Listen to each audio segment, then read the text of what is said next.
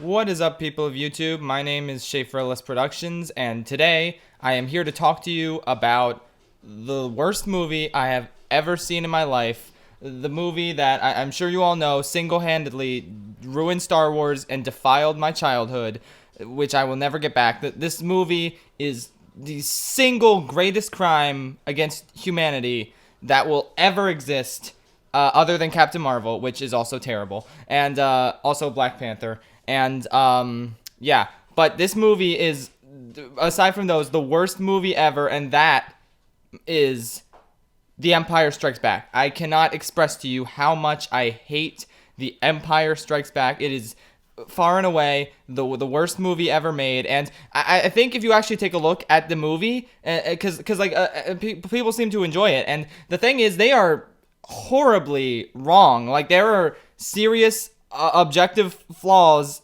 to the point where I don't even know how it's possible to enjoy this movie. I can't understand how people can possibly say that this is the best movie they've ever seen. Like, it is not. It is the worst movie in history, and I would like to explain why by just taking a look at the first 3 minutes of this movie, and like right from the start, you can see that these first 3 minutes just set the tone for the absolute shit show that you are about to witness as the movie progresses, because this movie just goes so south so quickly, and like all the pieces were here in terms of terrible filmmaking, and you can see them in these first 3 minutes. So what we're going to do is take a look at the first 3 minutes of the movie and just analyze all the problems that are present throughout this throughout just the first 3 minutes that just derail the entire film. So we're going to take a look right here.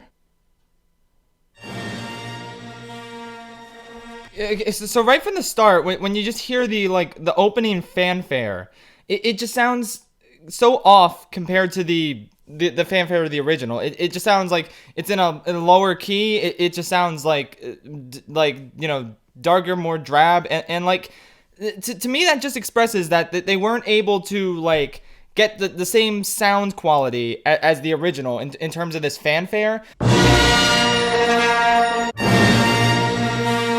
Like the fanfare just comes across as completely terrible in this movie, and I just feel like that's the fault of the creators who really did not care about making a worthy follow-up to the original, which is one of, if not the best films ever made. So I don't understand where they were coming from with this. The fanfare just does not convey the same sense of like the same sense of wonder, the same sense of urgency, the same like just the same sense of like that this is an amazing movie in an amazing world.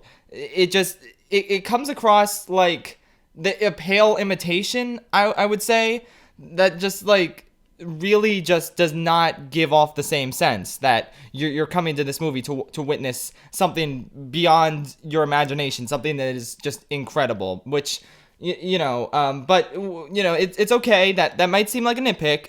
It's not, but the thing is, it is just one small element. Maybe the movie could recover from that. So let's see how the opening crawl functions and what happens next throughout the opening crawl. Okay, all right. So I want to stop it right here. It is a dark time for the rebellion.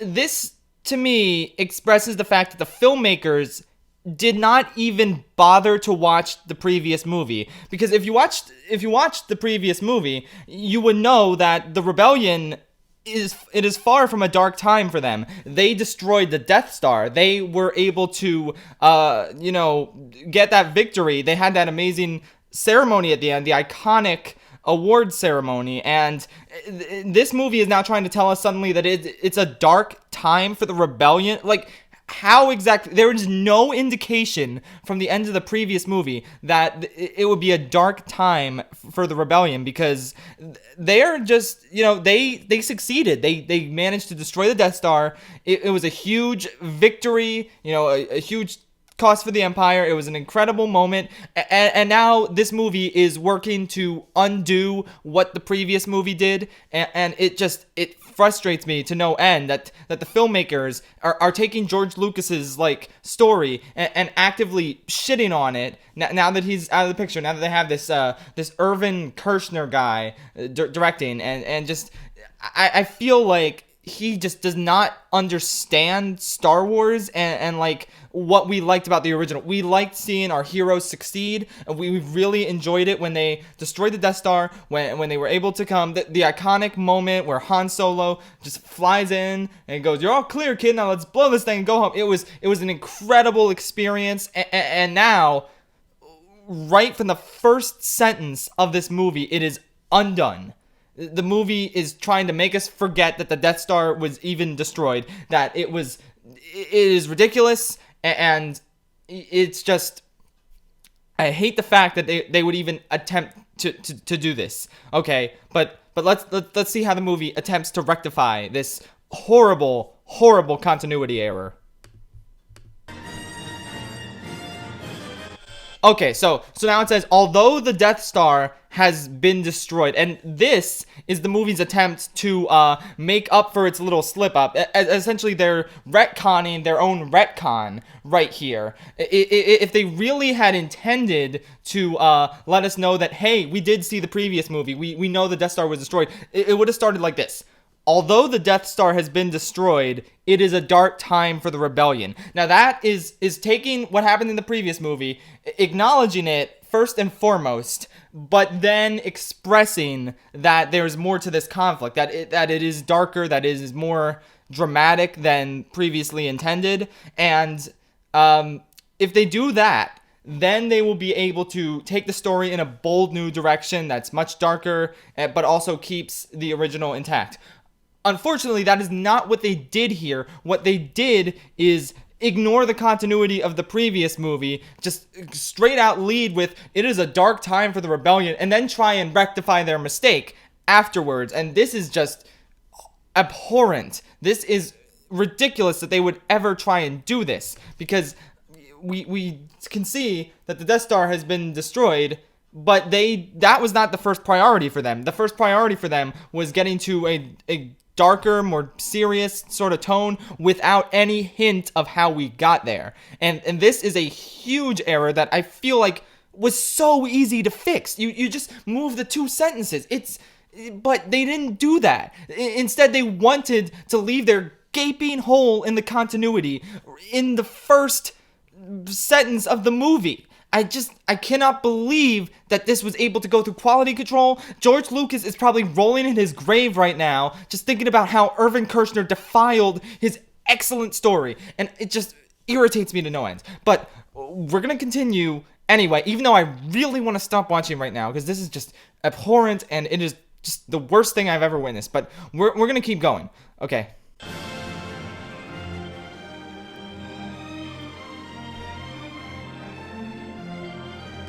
Alright, so Imperial troops have driven the rebel forces from their hidden base and pursued them across the galaxy. Now, remember at the end of the previous movie, the Death Star was destroyed.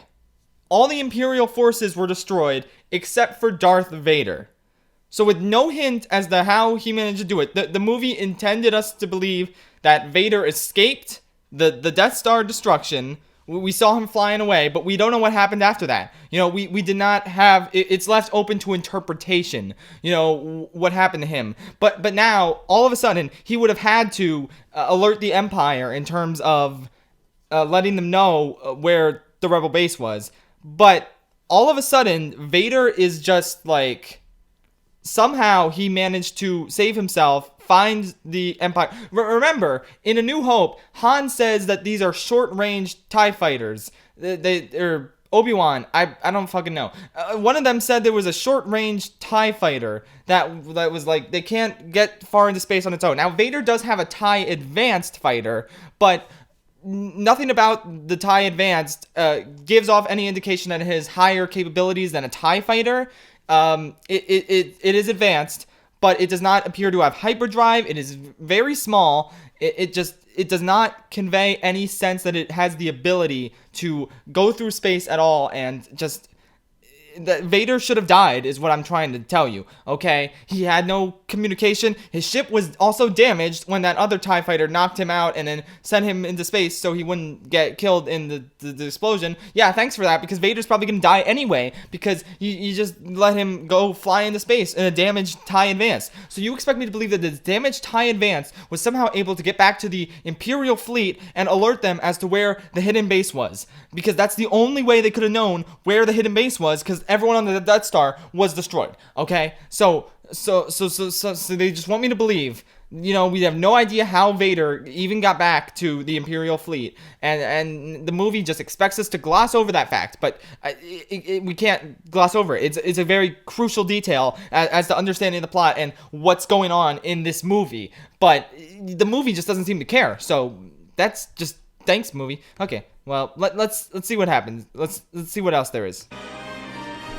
Okay, so evading the dreaded Imperial Starfleet, a group of freedom fighters led by Luke Skywalker. Luke Skywalker was not a high-ranking official in the rebellion. He blew up the Death Star. He got the medal. They did not give any indication that he is now their leader.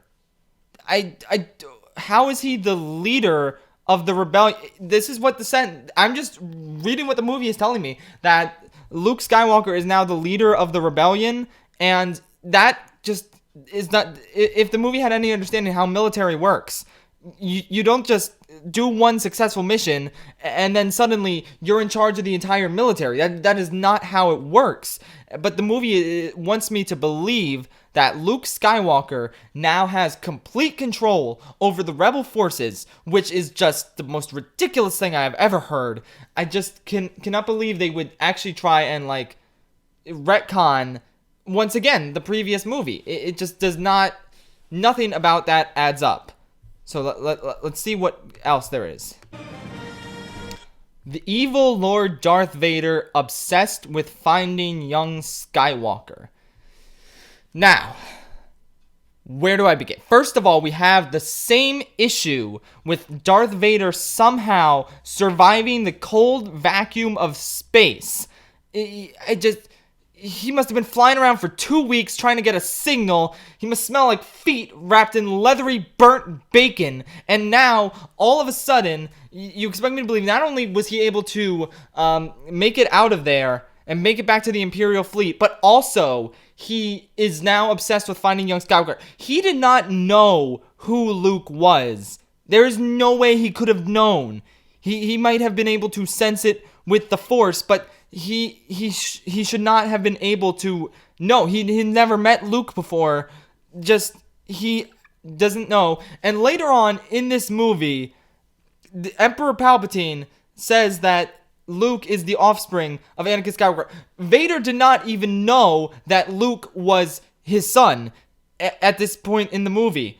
So, how does he know that Luke was flying the X-Wing that blew up the Death Star? Vader wasn't even there when Luke blew up the Death Star. He got shot out into space, if you recall. If Irvin Kershner recalls. So, the fact that, Vader is obsessed with finding Luke just does not add up. Just like the fact that Luke is now the head of the rebellion. It does not add up. And it's frustrating, these continuity errors that just did not have to be here in the opening crawl. I don't understand how you could possibly just ignore these. These are crucial details that just ruin the movie-going experience because you won't stop thinking about them for the entire rest of the movie. And it is the worst thing ever. Okay, but let's keep going. Why not? Let's keep going.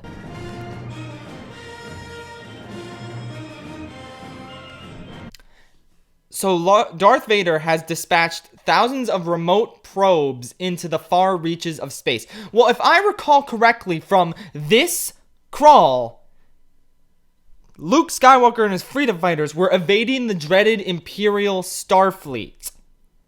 Why would Vader need remote probes in order to find Luke Skywalker if he has the entire Starfleet? It does not make sense. Okay, why even bring up the Starfleet? It's just a detail that didn't need to be there and unnecessarily complicates things that just leads to one of the most frustrating experiences of all time. I don't understand what this movie was going for with this like reveal that, oh, there were probe droids trying to find all these things. Okay, Vader has the Force. First of all, he somehow magically, I'm assuming it's magic, it's the Force, because the movie just doesn't say. He knows that Luke Skywalker is the one that he's after. He somehow can't sense him with the Force. He just needs to use these remote probes. I just... Really? Like, really? That's the best thing you could come up with? That's like a real creative movie. Okay, just... Okay.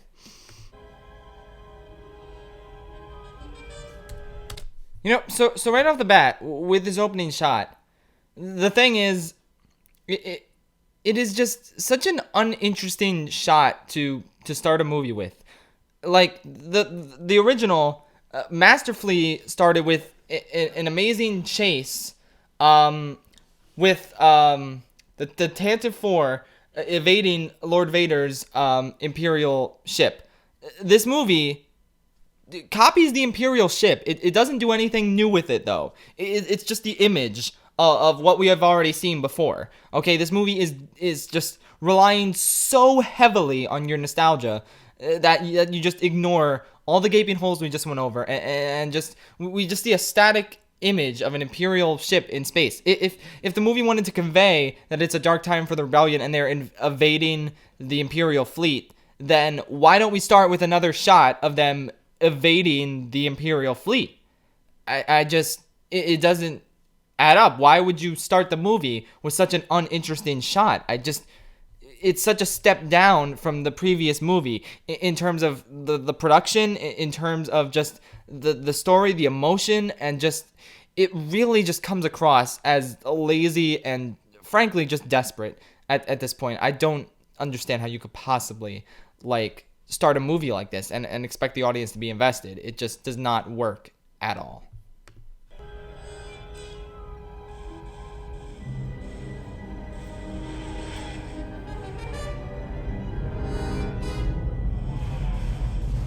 What the hell was that sound? It was like boom, boom, boom, multiple times over. Thank you. Yes. Yeah, that's another thing. The sound design, those do not sound like Star Wars sounds.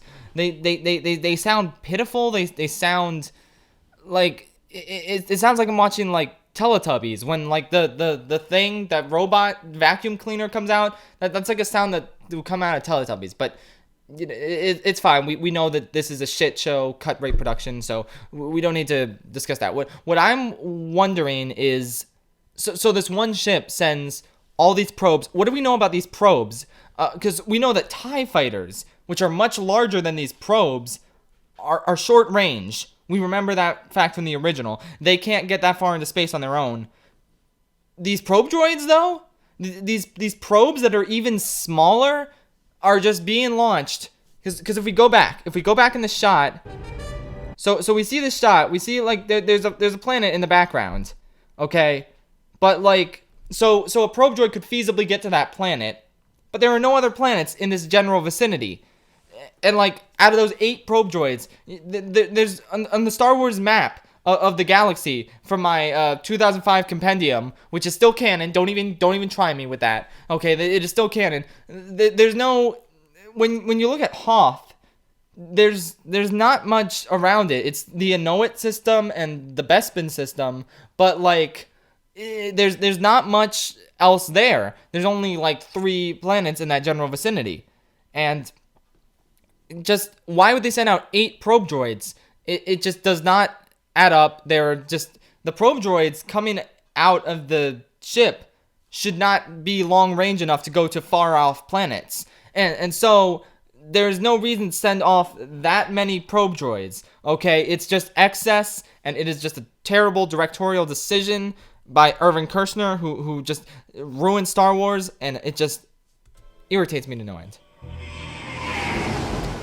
And now we suddenly cut to a shot of Hoth, okay, with this ice planet, with no sense as to how far the probe droid had to travel to get there. Because the movie just wants to gloss over the fact that the probe droid probably traveled thousands of miles, did not, because we know Hoth does not have other planets around it, okay?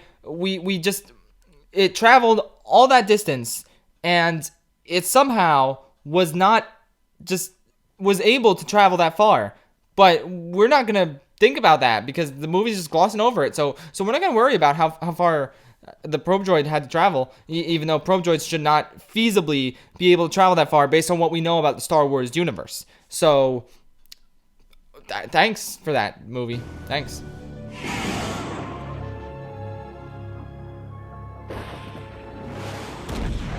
Right there, we have a gaping continuity error. The probe droid going down on the planet was not red when it was outside of the planet. If you remember correctly, it was gray and had a blue light, and then it turned into orange fire. But then if you look very closely, it's now black. So it looks like the exterior got singed throughout the fire. Probably again the shit production design that they employed in this movie. But as you can see, the movie is now, or the probe droid is now black with orange around it, vaguely, and then all of a sudden it just turns into a red ball. It's just this red like comet, like meteor, just all of a sudden, with no hint as to how it managed to become red. It just, like, flaws like these are just what makes this movie just so incompetent, just from a filmmaking perspective. Never mind the storytelling. Like, these could have been easily fixed in post-production. How did you miss something like this? It's terrible.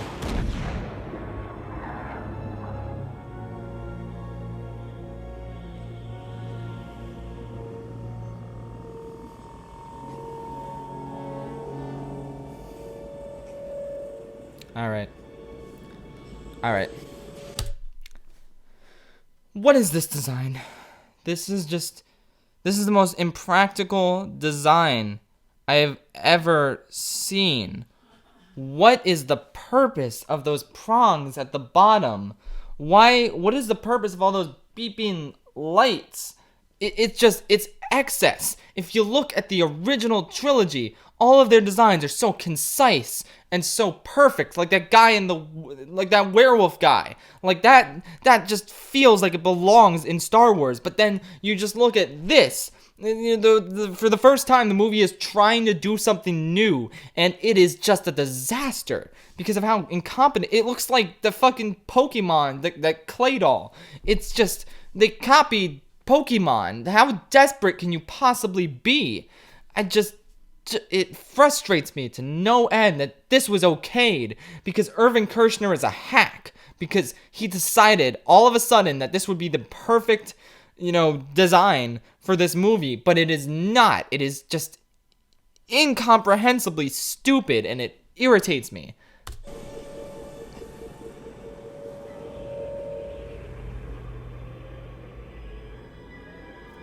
All right, so here we can see in this wide shot that this Tauntaun is walking through the snow.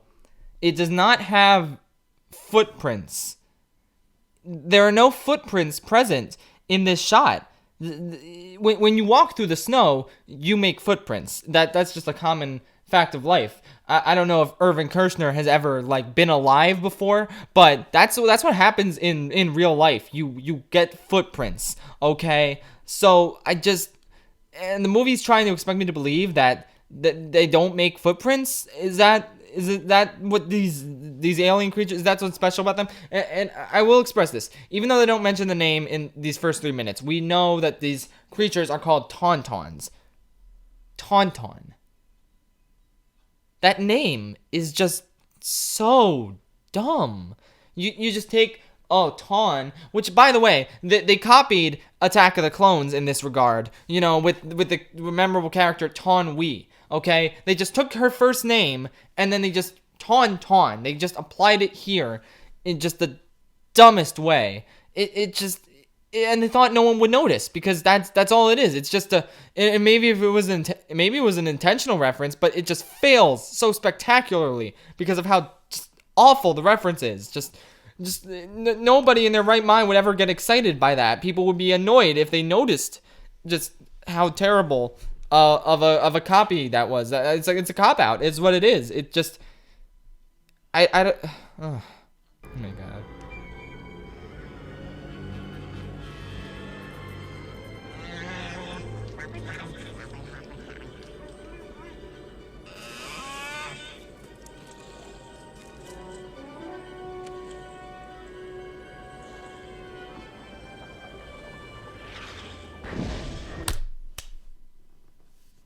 What is this? How did you miss this in editing? They already showed the probe droid landing on the planet, and then they showed it getting up and just like, doing its stupid things that Irvin Kershner made up. And then they put the same shot in the movie again. How did you miss that? This just speaks to the sloppiness and the horrible level, the lack of craftsmanship that is going on in this movie.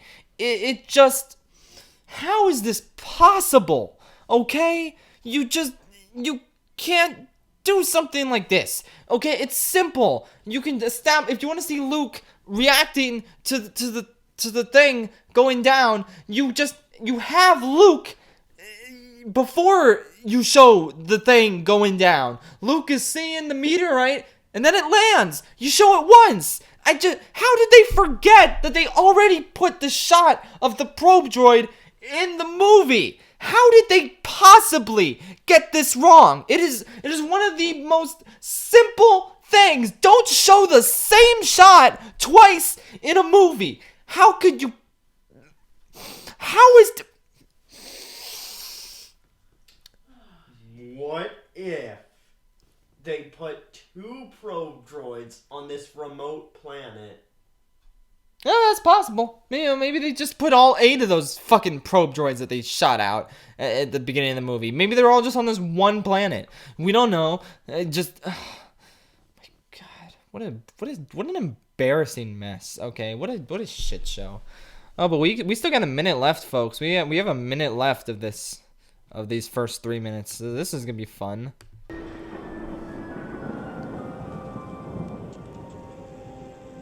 Okay. This is where, as Anakin Skywalker put it, this is where the fun begins. Except it's the opposite of fun. Look at those binoculars. Luke has binoculars that have 1 eye hole in them. Okay?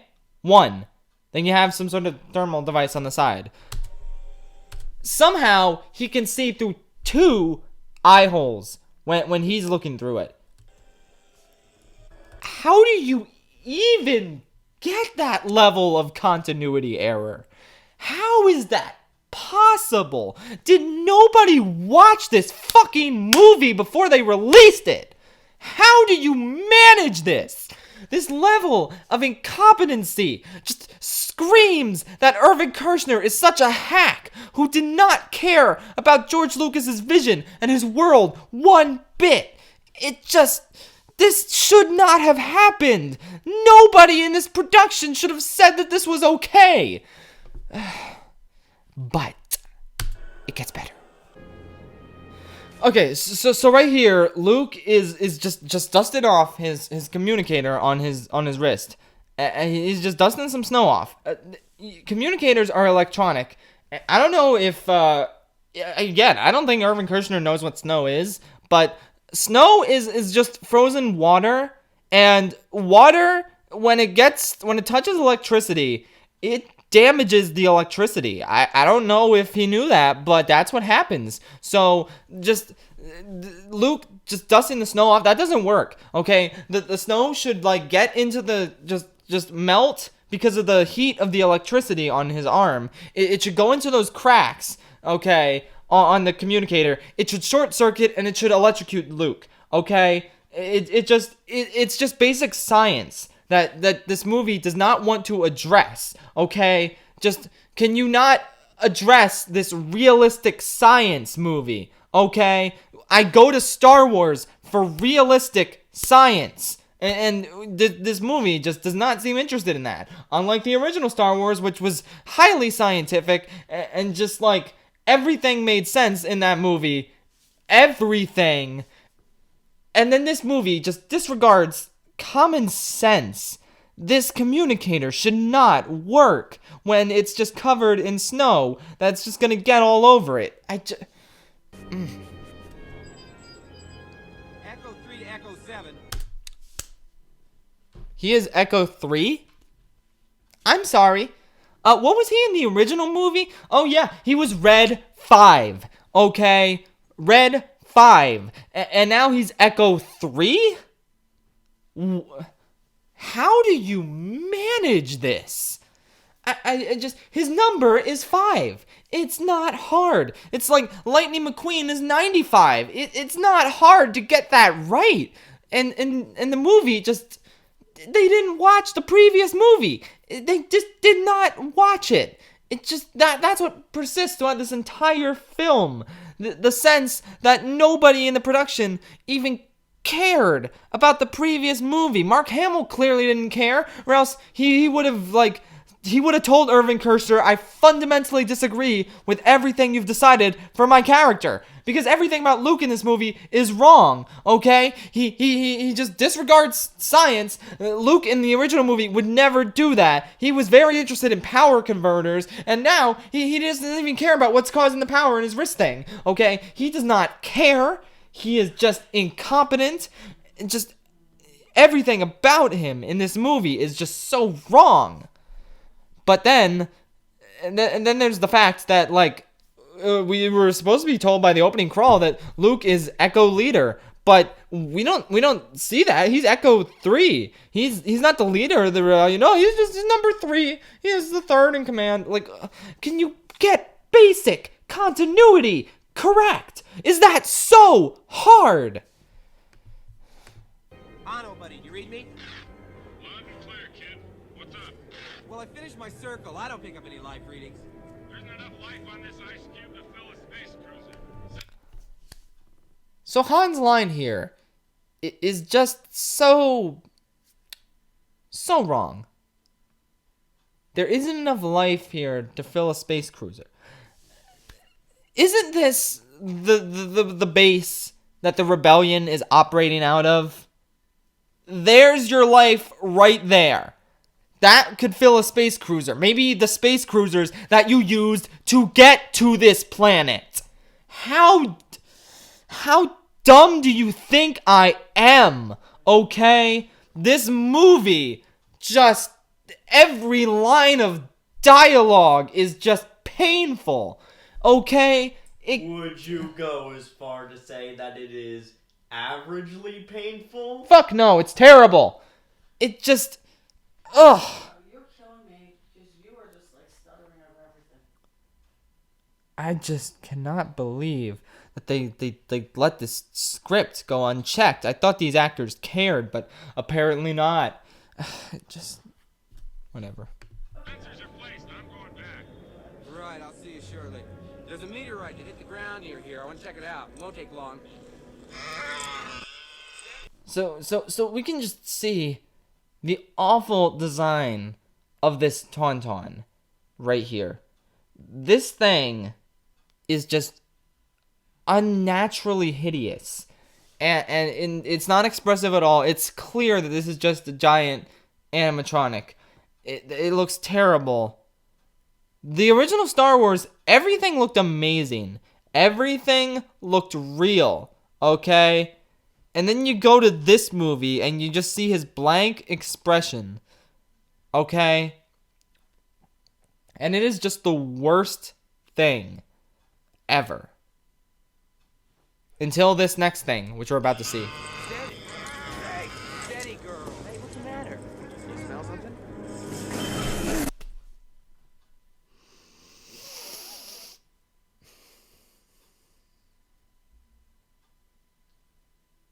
in case you couldn't tell, this is a jump scare. A jump scare. In my Star Wars movie has a jump scare in it. Congratulations, Irvin Kershner. You have turned Star Wars into a shitty horror movie. Who asked for this? Okay? This destroys the tone. This is the moment where Star Wars died. Okay? Are you kidding me? Are you kidding me? Are you out of your mind?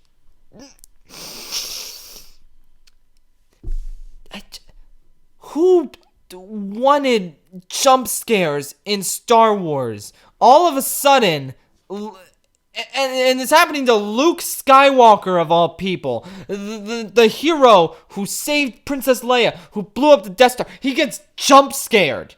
This is like beyond disrespect, okay? This is a hatred for your character. This movie displays such a hatred towards Luke Skywalker that I cannot express it enough. It persists throughout the entire movie. Luke is just constantly shit on. He gets his hand chopped off. Yoda just yells at him about everything. This movie hates Luke Skywalker with a burning passion.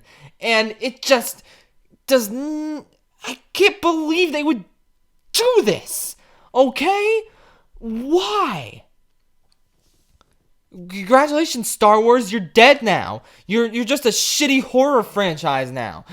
Thanks for that. It all comes out, all these horror elements, Han Solo with the carbonite, that came out of a shitty horror movie. Just seeing Luke in the cave later on, like with the stupid head, with his own head, like, wow, I haven't seen that in any shitty horror movie before. Thanks for that, Irvin Kershner. I can't believe.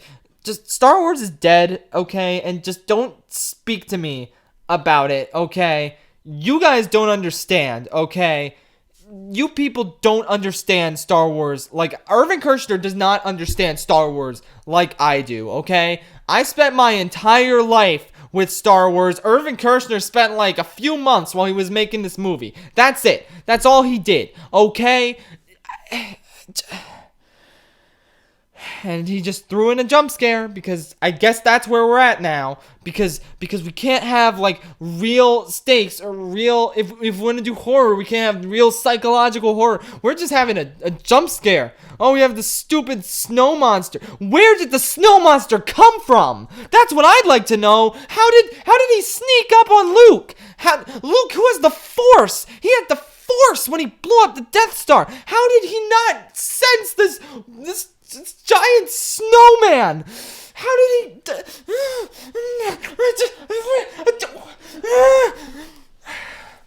You don't need the Force to sense a giant snowman. It's gonna like make a bunch of big loud stomps in the snow. It's just this gigantic thing. How did he not see it or hear it? But if we just keep going with the scene, he claws Luke and just knocks him off his thing. And Luke falls, but like he clawed Luke's back. Why is Luke's nose bleeding? Why is his nose bleeding? Just watch this again. Watch it again. He hit his back, like the back of his head, and then his nose starts bleeding. He didn't even land on his nose. It's bleeding before he even hits the ground. How did you make something this terrible? How is it possible? Did you watch the movie? You forgot watching A New Hope. Did you watch the movie? You fucking shot. You incompetent hack. Oh my god. Oh my god, Star Wars is dead. I can't do this anymore. It's dead. Oh my god. Stop being weird, okay? Oh. And then he kills the Tauntaun. He just touches its neck. And it falls and it's dead. There's no blood. It touches the neck. Why? Why would you do that? There's no blood or anything. It's a complete gaping hole in the continuity. Ugh. Okay, and then there's Luke. He doesn't eat Luke there. He's just dragging him. Where's he dragging him? Why would you just drag him to his home? Why aren't you hungry now? And then we just cut to this stupid base. But yeah, that's it. That's the first 3 minutes. And as you can see, it really was just that scene. Like, obviously the signs were there from the beginning that this was gonna be an incompetent shit show. But that first scene though, or that scene we just saw with the snow monster, the worst scene in cinematic history, without a doubt. It killed the character of Luke Skywalker. Not literally. I wish it was literally, because then he wouldn't have to be in this embarrassing movie. But figuratively, this is where Luke Skywalker, and more importantly, where Star Wars died. Okay? Shitty jump scare, making your hero into a hapless idiot who can't smell something coming. Okay. Oh, but they made sure to say, "What's the matter, girl? You smell something." Well, what's the matter, girl? Yeah, okay. Yeah, the female can sense it coming. Oh, but yeah, no, we can't have our male protagonist, like, actually sense something. Yeah, of course. Thanks, Disney, for ruining Star Wars. I can't believe that George Lucas let Kathleen Kennedy's SJW agenda get all over this fucking movie in this opening scene. It bugs me. And then we have later on with Han, getting frozen in carbonite, Luke getting his hand, everything that happens to Luke. Like I said, Leia got off pretty scot-free. I don't see anything bad happening to Leia. Yeah, okay. Yeah, sure.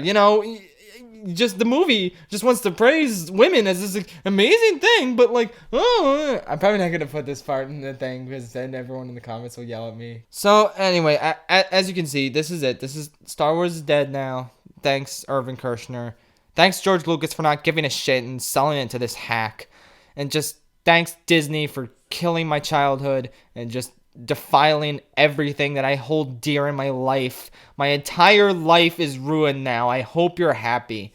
And with that said, thank you all so much for watching. If you want more analytical critiques of movies like this, then please hit that like button, subscribe to my channel, hit the bell icon, everything. Can we get 100 likes on this video, please? Let's get 100 likes. Can we get a billion subscribes? Let's get a billion subscribes. And please remember to like the video. Also share it with all your friends, and like the video, and also have fun with the video. I did not have fun. Hopefully you will enjoy this, and you will agree with me that Empire Strikes Back is the worst movie of all time. And it's worse than syphilis. And it's just the worst thing in the history of the world. It's like, I don't know. It's like if cancer and 9/11 had a baby. Okay, good night.